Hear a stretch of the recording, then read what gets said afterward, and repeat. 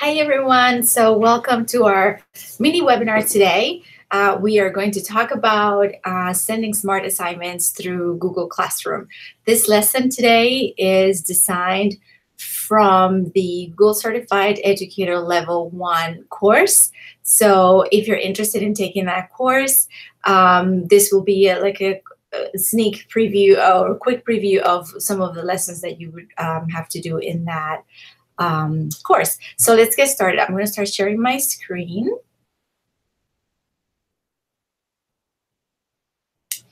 And so the first thing I want you to think about is a lesson that you're going to do with your students. I picked the statistics lessons for grade 6. And as you can see in this document, there are some the unit overview, some intro lesson ideas. So we're going to use Google Classroom to start our lesson and to send assignments via Google Classroom. So for example, I have a graph analysis station activity. For this activity, the teacher prints out 7 different graphs.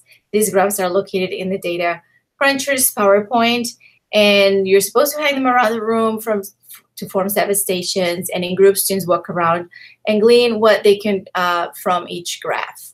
So in order to avoid the printing of the papers and to continue to do the group activity as it was meant to be, you can actually use Google Classroom for that. So what I'm going to do, I'm going to go to my Google Classroom, as you can see here, and I'm going to start a new assignment. So I'm going to click on the plus sign at the bottom, click Create Assignment. And then now I'm going to call this statistics unit maybe. And I'm going to start adding documents and materials for these units. So the first thing I want to add is the charts that I created for this activity so that the kids can analyze this graph. So I created this Google Slides with graphs for the analysis activity. So what I'm going to do, I'm going to make sure that I send all these charts, so you can see here, to our students in Google Classroom. So I'm going to jump back to Google Classroom. I'm going to go to the Drive icon, and I'm going to search for, here we go, graphs for an analysis activity. So then I'm going to click on that, hit Add, and now here's the cool thing about Google Classroom. This is how you're going to avoid printing this. Because this is a group activity, everyone can view the file, right? So I really don't need to make a copy for each of the students because they're not going to work individually on this. They're just going to look at these graphs, right? So I'm going to click on Students Can View File because I don't want them to edit anything. I just want them to view it, right? So that's my first step. So the next thing is sending the students the activity that they're actually going to do while they're at the station. So this is the activity that they're going to do. They're going to type in the station number, the title of the graph, and they're going to continue to answer these questions about the graphs that they're looking at in each of the stations. So what I'm going to do now, I'm going to go back to my Google Classroom. I'm going to click back on my Google Drive icon, and I'm going to find that document, and it's called, here we go, Graph Stations Doc. So I'm going to click on that, click on Add, and now this time around, I want each individual student to get a copy of this, right? So they can type on this document. This is individual for them. So I'm going to click here and select Make a Copy for each student. This is going to automatically name each of these files with the student's name and send them their own individual copies. So essentially, it's your digital photocopy machine. And then after that, after I'm done, with sending the graphs for the analysis activity and the document that they have to use for the activity, I want to send them some a resource for them to look at the data analysis, right? So I chose this video that I found here on YouTube, and these 2 kids explain how to analyze graphs. So I like this video, so I'm going to click on share, get the YouTube link, copy that link, and then I'm going to go back to my classroom, and this time around, I'm going to use either the YouTube or the link. So you can search for the YouTube video, or if you already have the URL like I did, I can click on URL and paste it. And then I'm going to click add. Then after that, what I'm going to do, I'm going to probably, now that I have an activity and a document for each of them to do, I give them a resource video for them to listen to and watch.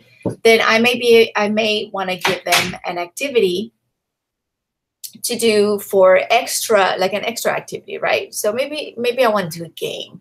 So this time around, I want to send them to this website, and I want them to do this activity to refresh the mode, median, and mean concepts. So I'm going to go back. I'm going to get this link, right? I'm going to copy that link, and I'm going to go back to my classroom. And this time around, I'm going to click on the link option, and then paste that link that I just copied and click on add link. There is a sheet that I created to go with that game. So maybe I also want this to go with the activity, the extended activity, if I may say. So what I'm going to do, I'm going to go back to the classroom, and I'm going to say, I'm going to add the mean mode and activity. So it's right here, and I'm going to add that. And this time, again, I want to make sure that each of them gets a copy of this, because I want them to complete this worksheet as they play the game on the BBC website. All right, so now these are all the supporting documents for my assignment. So all I have to do now is type my instructions. So I can tell the kids, please look at the bar graphs, or the graphs, sorry, on the graphs for analysis activity, and use the graph stations doc to answer the questions. You get the point, right? You're going to explain that they're going to watch the video, then you're going to explain to them how to play, not how to play, but go to the website to play the game, and then how to complete the sheet that you send along with that game. Another cool thing about Google Classroom is that even though you want to send this activity to all of your students, you have the option to select just a few students. So this helps in differentiation. So let's pretend that I have some other activities here, and I want to send those extra activities or modified activities to a specific group of students. In this class, this demo class, I only have one student, but you will see all the students listed here. So you can use these check boxes to select who you want to send the assignments to. In this case, we're going to do it for all students. And so all of the check boxes are checked. But again, if you wanted to differentiate or make individual adjustments and send it to a group of students, you will deselect this option and select each individual student you want to send this to. Once you're done, you can select the due date if you want. So we can put this for next week if we want to, or not a due date.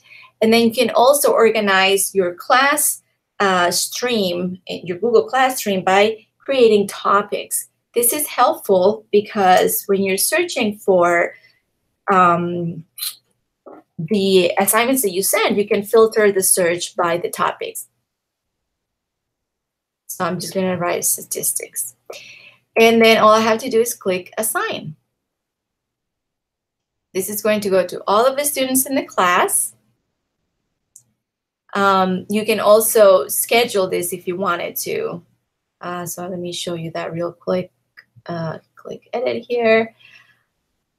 Oh, I'm sorry. Once that you click assign, I can't edit to send it later. But there's an option there that you can send it and schedule it later.